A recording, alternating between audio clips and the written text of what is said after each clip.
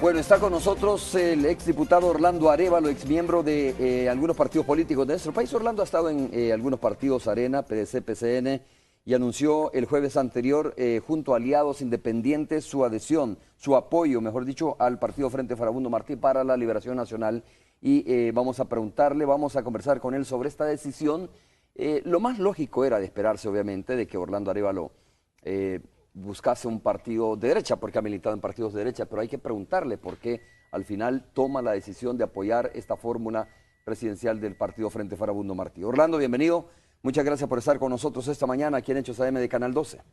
Buenos días, Romeo, y un saludo a todos los amigos que nos sintonizan esta mañana y precisamente a eso he venido, Romeo, con gusto a que conversemos sobre el por qué esta decisión y el por qué no con un partido de la derecha. Orlando, antes, ¿cómo está viendo el caso Celenel? Acaba el fiscal general de la República el día de ayer de girar prácticamente o solicitar detención contra 9 funcionarios. Son más, ¿no? Pero al final dijo 9 funcionarios que sí tienen una responsabilidad bajo un delito que no prescribe fácilmente, como es el delito de peculado. Y bueno, estas personas están siendo buscadas, entiendo yo, entenderíamos, ¿no? Por la justicia salvadoreña, por las autoridades salvadoreñas. Pero al final, ¿cómo ves tú esta situación? ¿Cómo se ha desarrollado este caso? Yo creo que el señor fiscal general el día de ayer da un paso importante de cara a que en este país la corrupción y la impunidad con que se ha actuado en casi todos los tiempos, pero especialmente en los últimos 25 años en el país, pues comience a ser, digamos, ya sujeto de investigación y de la justicia en el país. Creo que es un paso importante porque yo hubiese esperado de que apareciera en esa lista porque si bien es cierto, como muy bien lo dice el fiscal, no hay un hecho concreto que involucre personalmente al expresidente Francisco Flores, pero no hay duda que el expresidente Francisco Flores, como máximo responsable del Ejecutivo, del país, del gobierno, estas decisiones de don Billy Sol, del ministro de Economía, de la Junta Directiva de CEL, difícilmente podían tomar una decisión tan delicada sin el aval del presidente Francisco Flores. Por lo tanto, yo sí creo que por lo menos el señor fiscal debió de haber convocado a la fiscalía al expresidente Flores para ver si él tuvo conocimiento de la decisión, de la propuesta de cómo privatizar de una manera encubierta la GEO, porque realmente eso es lo que ha ocurrido. Cuando esto sucedió, ¿tú estabas como diputado en la Asamblea Legislativa? Yo era el presidente de la Comisión de Economía y Agricultura, donde se discutían todos estos temas en la Asamblea Legislativa, y recuerdo con la mayoría de estos abogados que aparecen allí de la Junta Directiva de CEL y del mismo don Billy Sol, que discutimos y trabajamos todo el proceso de reforma energética en el país, donde se hizo la nueva Ley General de Energía, se hicieron la ley para la privatización de las distribuidoras de energía eléctrica, la creación de la CIGET y toda esta normativa legal que le da esa nueva institucionalidad al sector energético en el país. Y siempre le preguntamos, mire, ¿y qué es lo que va a pasar con el tema de la generación geotérmica y con la GEO y con toda esta institución? No, eso se va a mantener en propiedad del Estado. Siempre él argumentaba de que eso iba a ser propiedad del Estado, que esos eran recursos estratégicos y que debía de mantener la propiedad del Estado. Nunca, lo que andamos buscando, dijo, es un socio estratégico para que traiga inversiones, tecnología, pero jamás él planteó de que se necesitaba hacer una reforma legal o de que se le iba a entregar la mayoría de acciones a un privado. Claro, eso no pasó por la Asamblea Legislativa. Y no pasó por la Asamblea Legislativa.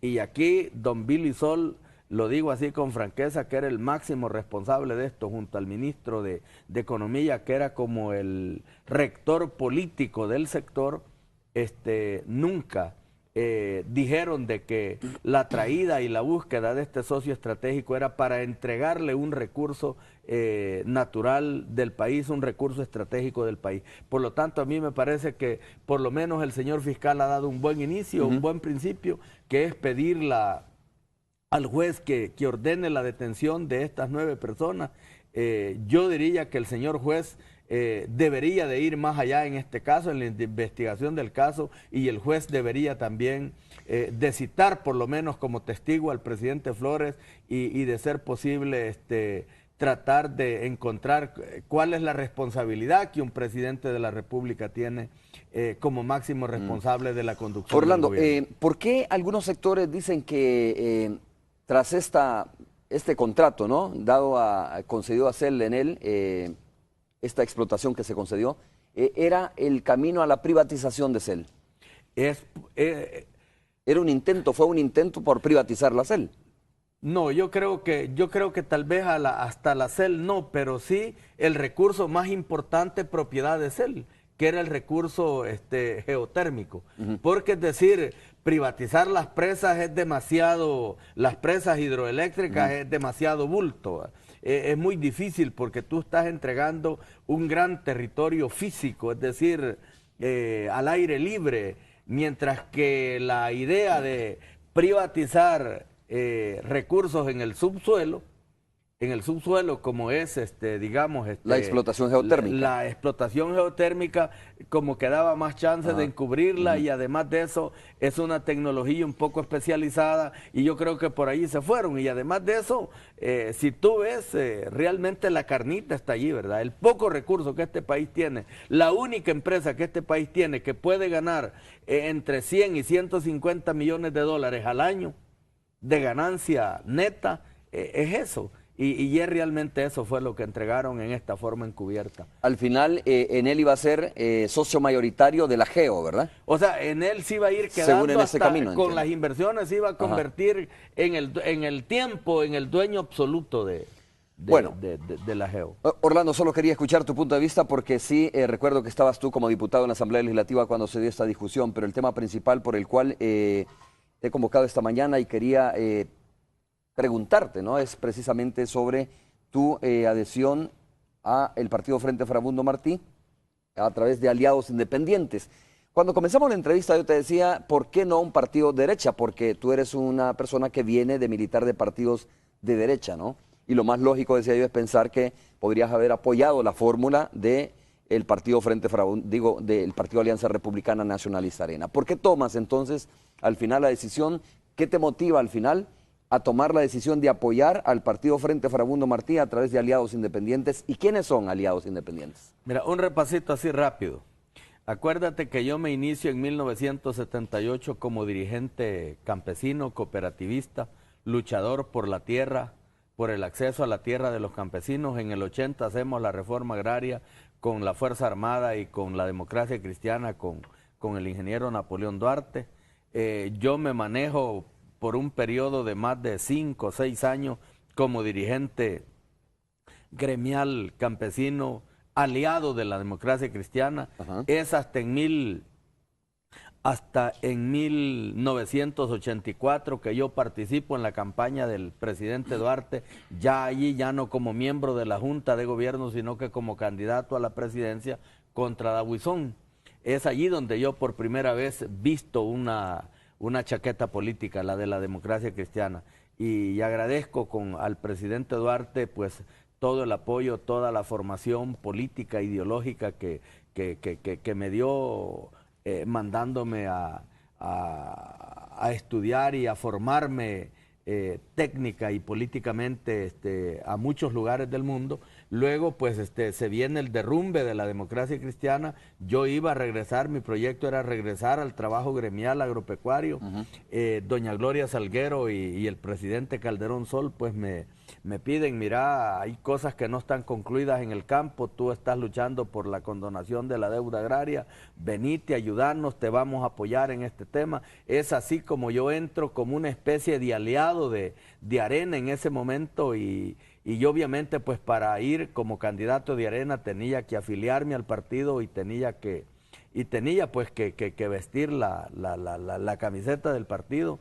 Es así como yo entro a Arena para hacer este proyecto de la condonación de la deuda agraria. Lo hicimos con el presidente Calderón Sol, recuerdo muy bien, fueron momentos importantes para los campesinos en esos días porque pues la reforma agraria había tenido un retroceso enorme y había que salvar por lo menos las tierras.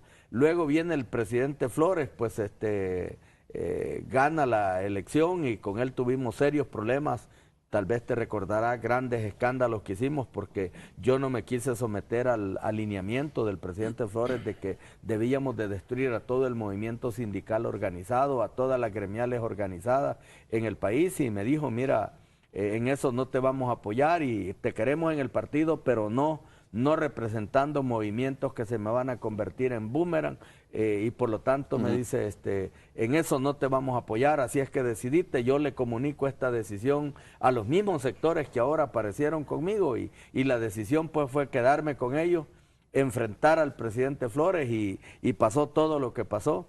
Luego Ciro Cepeda, ni lento ni perezoso, me dice, mira, Paco nos ha pedido los votos para desaforarte, te quiere meter preso porque a Arena nunca nadie le ha faltado el respeto como vos lo has hecho y en ese sentido pues tenés un solo camino, hermano, venite, agarrar la sombrilla del PCN porque si no este baboso te va a desaforar y te va a joder, te van a meter preso, y entonces no tuve otra alternativa más que aceptar la invitación de Ciro y por eso fui 3 periodos diputado por el PCN en el Departamento de la Libertad, ya había sido 2 por la Democracia Cristiana, el último como diputado independiente, 2 por Arena, el último periodo con Arena como diputado independiente y igual con el PCN, hago mi 3er periodo como diputado independiente. Entonces hago este récord porque si tú ves, yo agoté todas las instancias en la derecha, tratando de representar y de luchar por los pobres, por los campesinos, por los sectores mayoritarios,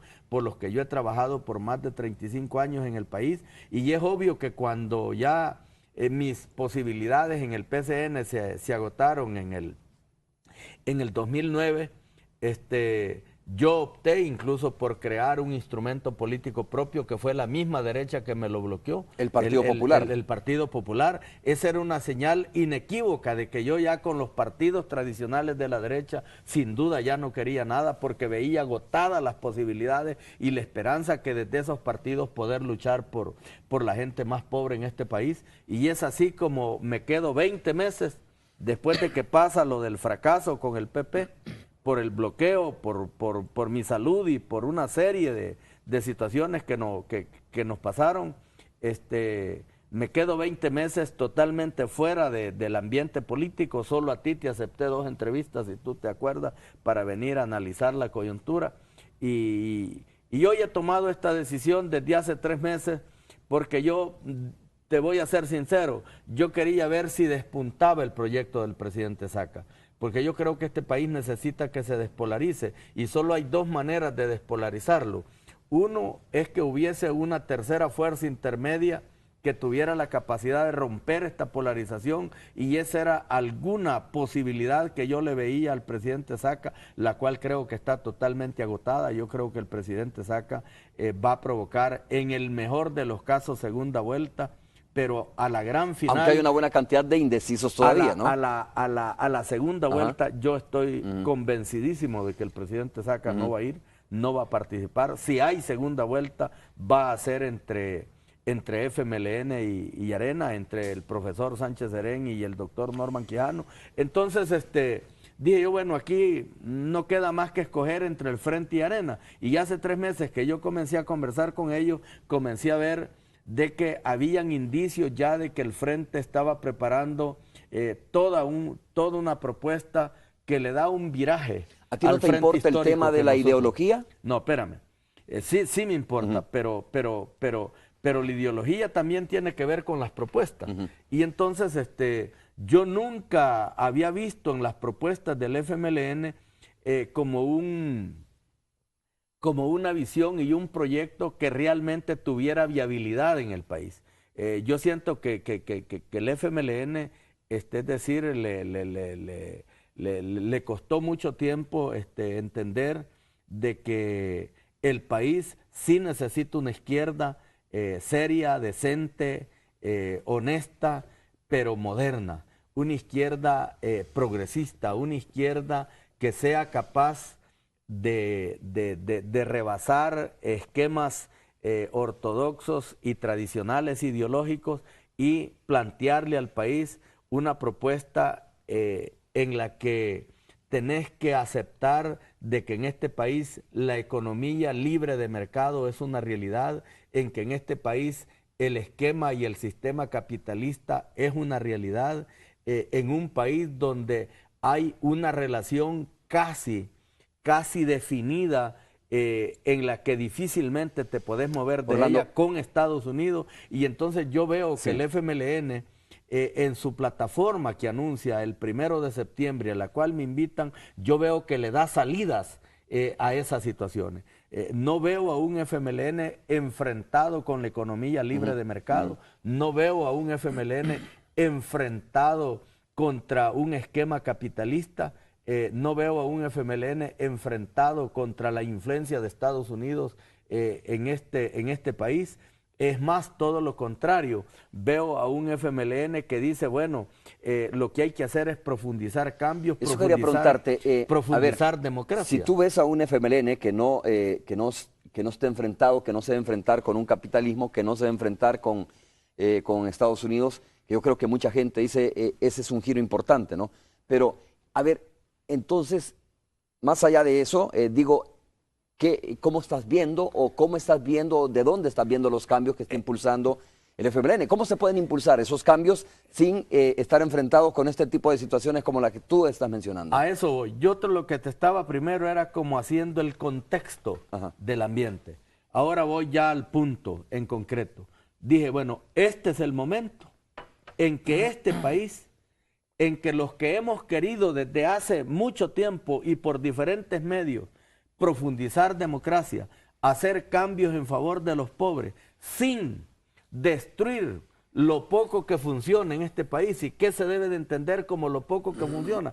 Bueno, las empresas que funcionan, la gente que ha hecho dinero, los que se han servido y los que se han aprovechado de este modelo y los únicos que viven bien en este país, que es un segmento muy pequeño. Entonces, este es el momento de aprovechar para acercarse al frente y plantearle al frente las reformas que se deben de hacer sin destruir lo poco que funciona. Y en ese sentido es que yo me acerqué a una gran cantidad de sectores que te voy a mencionar quiénes son: el movimiento sindical del país, el movimiento agropecuario y campesino con el cual he estado orgánicamente vinculado desde hace 35 años, a los veteranos de la Fuerza Armada, al sector informal de la economía urbana, como son estos grandes segmentos de mercados y vendedores de la calle y de negocios de economía informal, por llamarle así, que es el sector que más ha crecido en los últimos 25 años.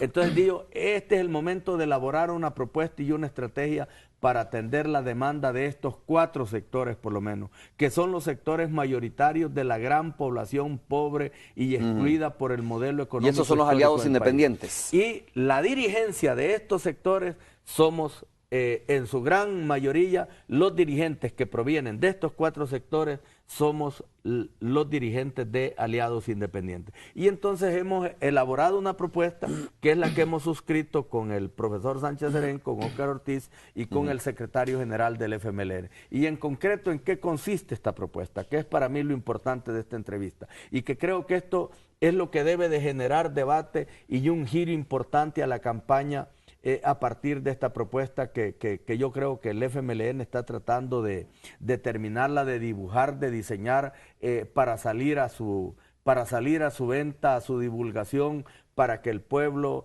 para que los más de 800,000 pequeños y microempresarios de este país, del campo y de la ciudad, en economía informal, en economía de subsistencia, pueden verse incluidos y en un futuro creciendo e incorporándose a la economía formal de este país. Y la propuesta es la siguiente: es plantear un modelo económico paralelo al modelo tradicional de economía libre de mercado. Fíjate bien, al modelo paralelo tradicional de economía libre de mercado, que ya tiene sus leyes, que ya tiene su normativa dentro del marco de la Constitución, pero que solo beneficia y que solo incluye a no más de un 20% de esta sociedad. ¿Y cómo se llamaría ese modelo? Ese modelo que se implementó hace muchos años en Europa y que se está implementando en algunos países de América Latina con un gran éxito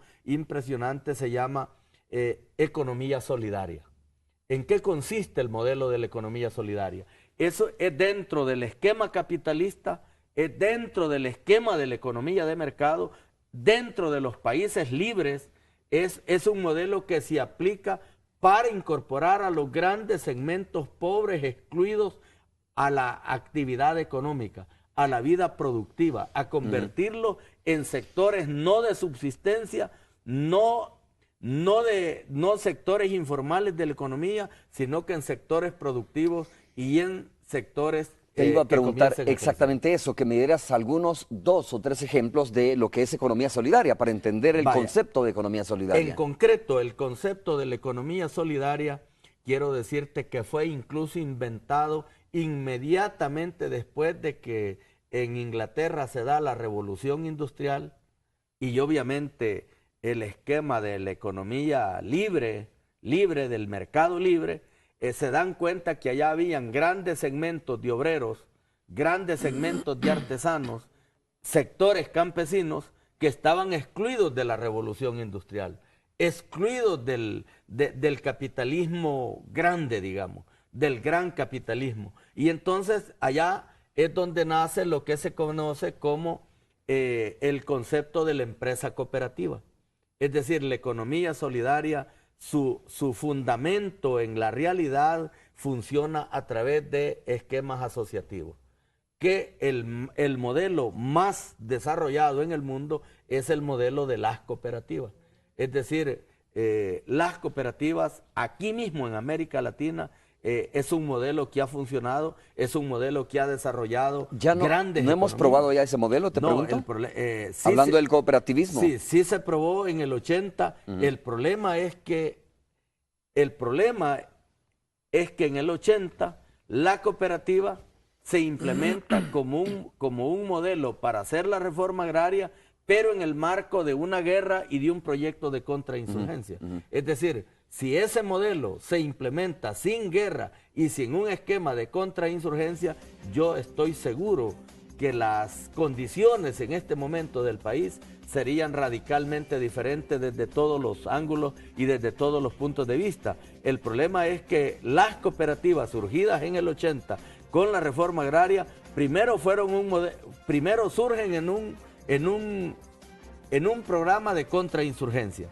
Y segundo, lo cual pone a ese programa, a ese modelo en el 80 contra la ex guerrilla, ahora FMLN, y especialmente contra los terratenientes que después se organizan en Arena. Y Arena toma control de la Asamblea Constituyente y comienza a revertir ese modelo. Bueno, vamos a hacer la primera pausa comercial conversando con Orlando Arévalo, exdiputado de nuestro país y ahora en Aliados Independientes, ¿no? Que es esta nueva organización, por decirlo de esa manera, que ha mostrado su adhesión al partido Frente Farabundo Martí de cara a las próximas elecciones. Volvemos en breve.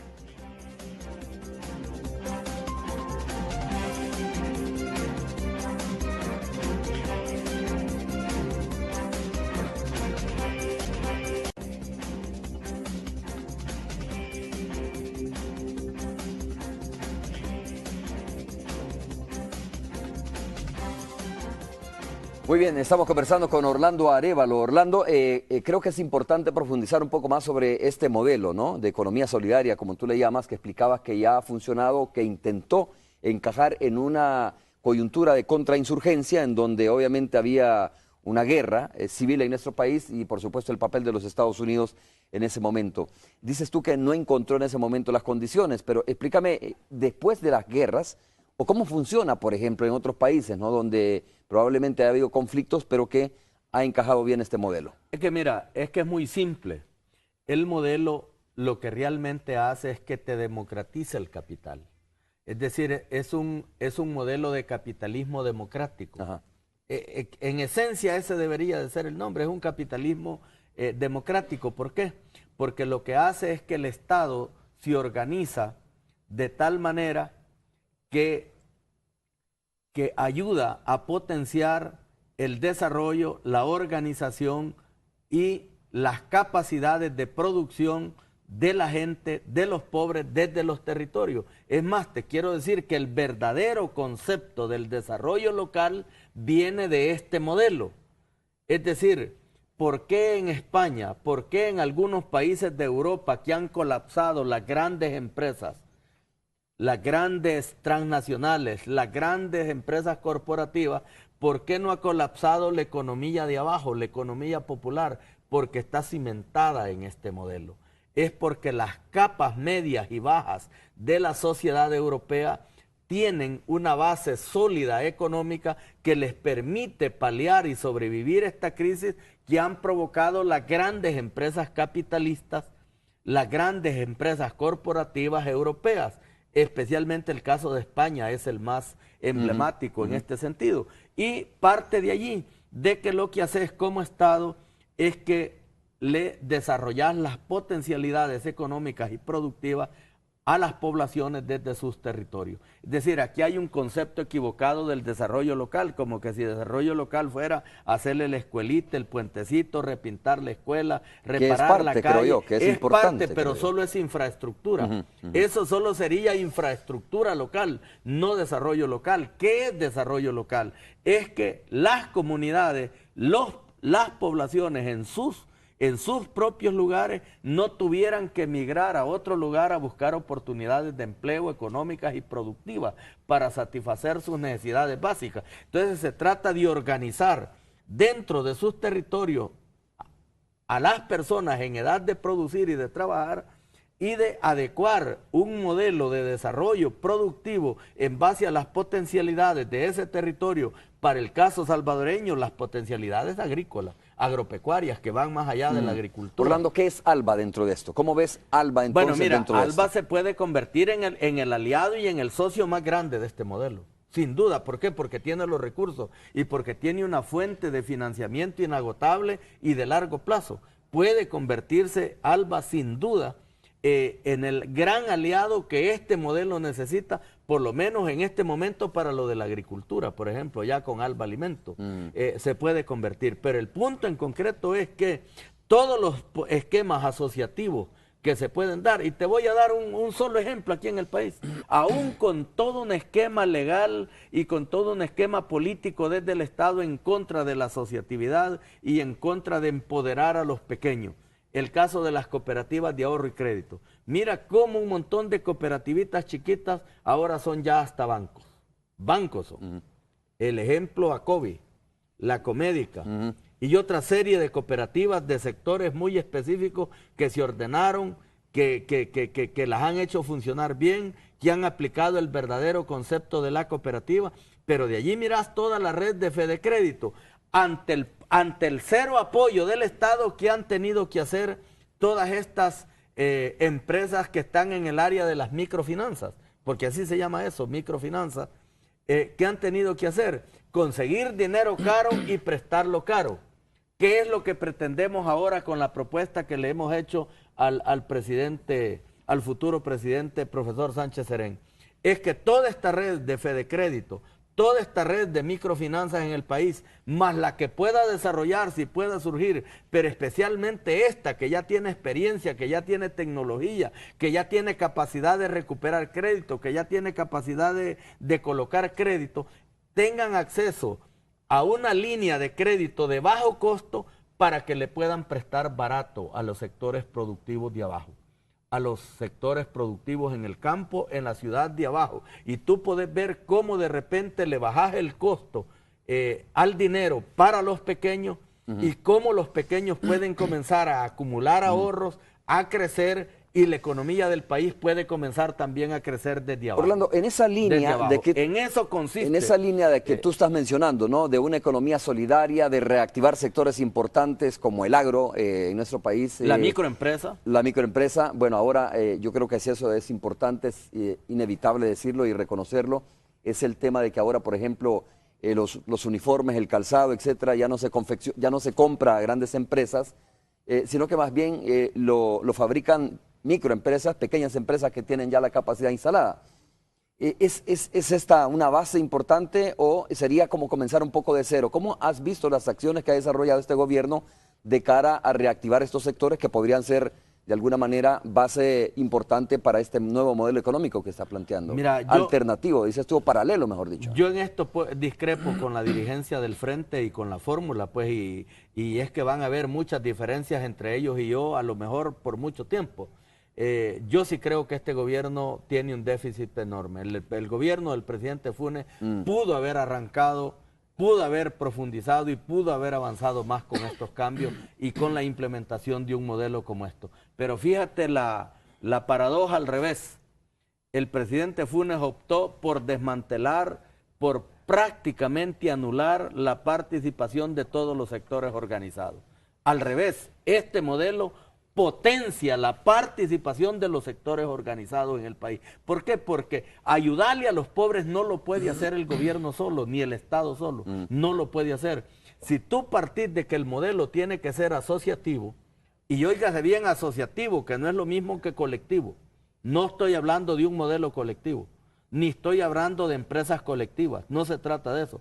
Estoy hablando de empresas de servicio, cooperativas de servicio que le puedan dar servicios financieros, logísticos, de insumos, proveedor de insumos, de materias primas, para que los pequeños productores del campo y los pequeños y microempresarios de la ciudad puedan hacer economías de escala, comprar más barato sus insumos, comprar más baratas sus materias primas, bajar costos por ese lado, bajar costos en la gestión y trámite de un crédito, porque el crédito se hace en forma asociativa, pero se coloca en forma individual, y el Estado se ahorra el tener que montar grandes monstruos y elefantes blancos, instituciones del Estado que suelen caras, que terminan siendo caras, cuando realmente lo que podés tener son instituciones ágiles, eficientes, de bajo costo, que le coloquen el dinero a los territorios, a los grupos en forma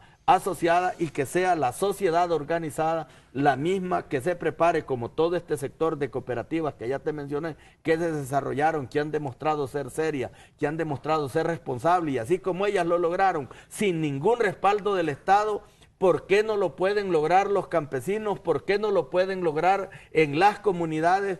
Este mismo ejemplo, y lograr un desarrollo similar, sobre todo si tiene la protección, el apoyo del Estado y una normativa jurídica que lo regule y que el Estado la supervise. Porque tampoco se trata de que el Estado les va a dar dinero y los va a dejar sueltos. El Estado tiene que ser garante, vigilante y supervisor del manejo de esos fondos, de la implementación de los planes de acción, de los planes de trabajo, de todos estos grupos que se tienen que asociar a lo largo y ancho en el país, y para ello las organizaciones intermedias, en este caso las federaciones de cooperativas, las confederaciones de cooperativas, las gremiales de productores, las gremiales de vendedores, tienen que ser brazos y aliados del gobierno en la implementación de este modelo. Mira, antes de leerte dos párrafos. En eso consiste, y en eso realmente se plantea la estrategia. Antes de leerte dos párrafos de las declaraciones que diste tú en el marco de este evento de adhesión a la fórmula presidencial del FMLN,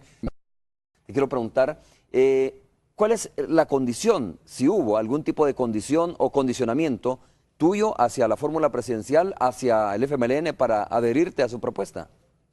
No, mira, la única condición, es más, no le hemos llamado condición, sino que la única petición de parte nuestra al frente es que esa propuesta planteada en términos de plataforma del FMLN, de que se va a apostar por los sectores productivos, de que se va a respetar la propiedad privada, se va a respetar la economía de mercado libre, se va a fomentar y a profundizar la relación del pueblo, del gobierno de El Salvador con el pueblo y gobierno de los Estados Unidos, pues eso realmente se garantice, pero además que se implemente, la petición nuestra es que se implementen programas masivos, grandes, de gran alcance, para incluir a las grandes mayorías, que son 400,000 pequeños productores agrícolas y agropecuarios de subsistencia y de sectores informales, y llegó al número 400.000 micro y pequeños empresarios de la ciudad en situación de economía de subsistencia y de informalidad. Y aparte, atender dos temas puntuales. Uno, atender el tema de los veteranos de la Fuerza Armada. Y yo lo quiero decir aquí con mucha franqueza.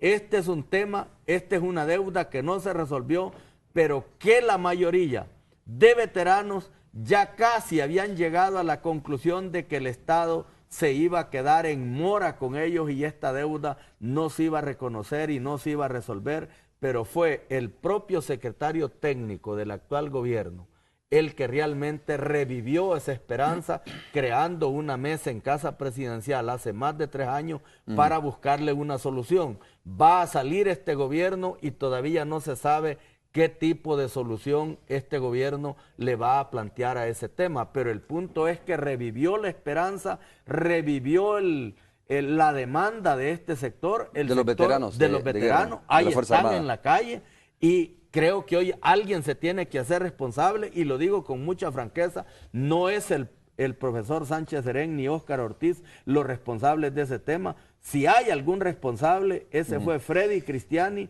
Esa fue la comisión del gobierno en los acuerdos de paz, en la mesa de los acuerdos de paz y especialmente el general Vargas, que representó a la Fuerza Armada en esa mesa de negociación, que se olvidó de todos los veteranos que participaron en la guerra en la Fuerza Armada y únicamente incluyeron a los 15.000 que se desmovilizaron como consecuencia del acuerdo de paz, a los oficiales que se desmovilizaron y que sí les dieron un buen billete, y a los cuerpos de seguridad, pero a la inmensa mayoría de soldaditos y de gente que participó junto a los del servicio territorial conocidos como patrulleros y a las defensas civiles, el general Vargas, el alto mando de la Fuerza Armada en aquel momento y Freddy Cristiani se olvidaron de ellos. Y esa es una deuda que está allí, que no la debe el presidente, el futuro presidente Sánchez Serén, pero el compromiso de parte de él es estudiar la manera de acuerdo a las posibilidades del Estado y de las finanzas públicas, encontrarle alguna solución para resolver este problema. Tú dices, eso Orlando, que son 400.000 pequeños productores, ¿no? De subsistencia, que están condenados a vivir pobre y a morir pobre. Que unos 800.000 personas, dice que representara un amplio sector de campesinos, unas 800.000 personas que fueron desplazadas y abusadas por los gobiernos anteriores, dices tú. Este es el movimiento. Mira, esta es la cantidad de personas que estaría integrando este movimiento. No. De esas 800.000, más veteranos de Fuerza Armada, más el movimiento sindical de este país, gubernamental y privado, o sea, del sector público y del sector privado, representantes de ese sector integran el movimiento Aliados Independientes. ¿Y por qué el concepto de Aliados Independientes? Mira, aquí hablemoslo con la realidad y con franqueza. Este país viene de 200 años de una historia patronal, donde la cultura del país ha sido la del presidencialismo y patronal. Es decir, cuando yo era un niño, nosotros le hacíamos bendito al patrón. Yo le hacía el bendito al patrón porque así nos enseñaron, así nos educaron cuando yo era un niño allá en el cantón donde yo nací. Había una especie de reverencia a la cultura, hacia el dueño de la finca, etcétera, hacia la cultura del patrón, pero igual hacia los militares, que eran el grupo que los ricos usaron siempre para controlar la sociedad, para el control político de la sociedad. Entonces no es culpa del pueblo que venga de una cultura patronal de derecha y de un militarismo de derecha.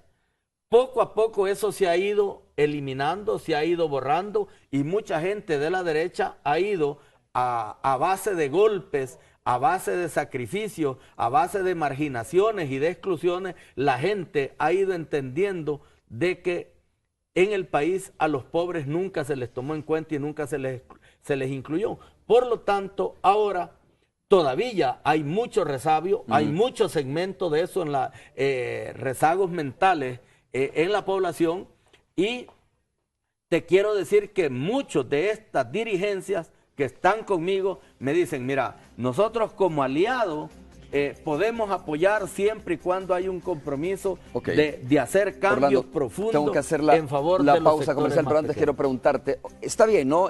Como tú lo estás planteando, decís, bueno, venimos de gobiernos militares, ha habido de alguna manera la sumisión de algunos sectores. ¿No tienes miedo que si el FMLN como tal ganara las próximas elecciones, vayamos al otro lado, al otro extremo? No, no creo, porque yo no creo que eso ocurra, porque este pueblo viene de una dictadura de la derecha, de una dictadura de la derecha reclamando espacios democráticos y libertarios. Y no creo que el hecho de que este pueblo venga de una cultura de sometimiento, de dominación de la derecha, de los proyectos y de los esquemas de la derecha, esté dispuesto a cambiarse por otro esquema igual o peor de dictadura. Sin duda que la posibilidad del frente y el gran papel del frente, el gran desafío del frente, y que creo que tiene las condiciones en este momento para lograrlo, es que sea el gran liberador de este pueblo, en el sentido de que el frente sea el partido que de verdad democratice esta sociedad, el partido que le dé y que le entregue al pueblo la soberanía de este país, que le entregue al pueblo el control de la democracia. ¿Cómo? Tiene que ser un control al país y al pueblo organizado para producir, organizado para salir adelante, organizado para progresar. Y entonces esa es la democracia que nosotros creemos vamos a hacer, que el FMLN Orlando, debe de desarrollar. Una nueva pausa comercial, la última pausa comercial. Vamos a regresar para escuchar algunos comentarios a través de las redes sociales. ¿Te parece? Volvemos.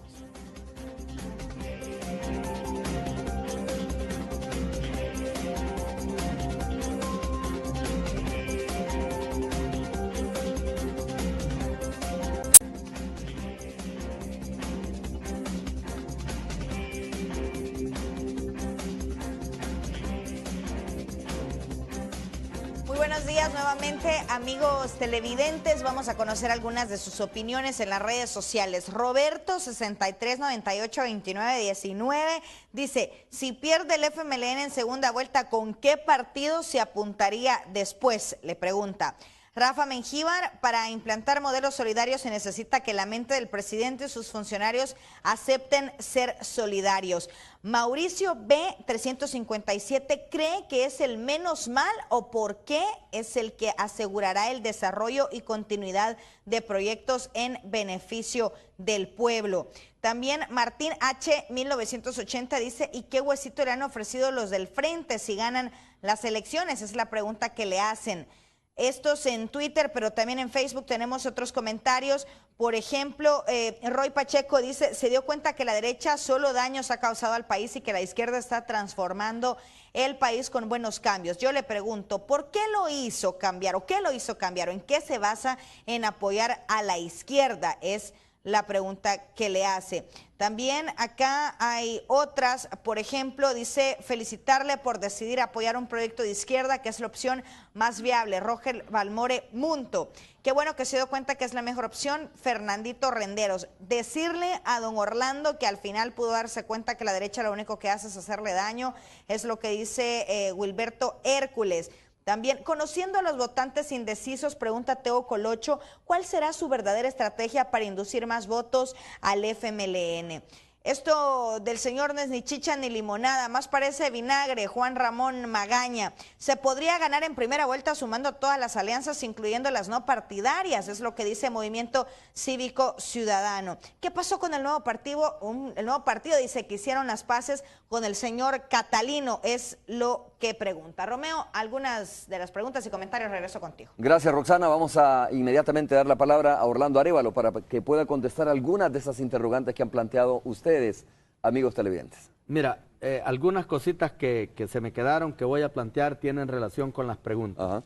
Número uno, una petición concreta al profesor Sánchez Serén, y que estoy seguro que se va a cumplir, es que vamos a reactivar las 2000 cooperativas del sector agropecuario que Arena destruyó en 20 años, y especialmente los primeros 3 gobiernos de Arena. Y el que más las terminó de destruir fue el gobierno más nefasto de Arena, que fue el de Paco Flores, que debería de estar procesado en este momento junto a los que entregaron el recurso geotérmico del país.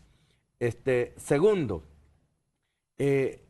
también hay un compromiso concreto de respetar, de no reprimir la organización sindical de los trabajadores, respetando su derecho a organizarse y su autonomía sindical. Este es un tema bien importante porque siempre se le ha acusado a las izquierdas, especialmente a las izquierdas marxistas, de que destruyen a los movimientos sindicales que no se someten a la línea del partido. Y este es un tema que el profesor Sánchez Serén lo describió muy bien el jueves en el evento que tuvimos, porque allá habían muchos dirigentes sindicales en el escenario, en el auditorio.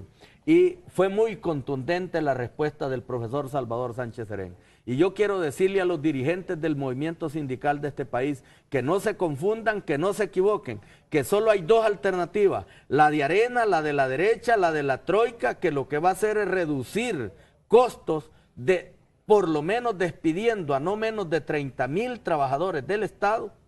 Los sindicatos van a protestar porque ahora no hay oficina del Estado que no esté organizado en sindicato, van a protestar, van a aplicarles la ley a los dirigentes, los van a meter presos y van a declarar ilegales esas organizaciones y esos movimientos laborales.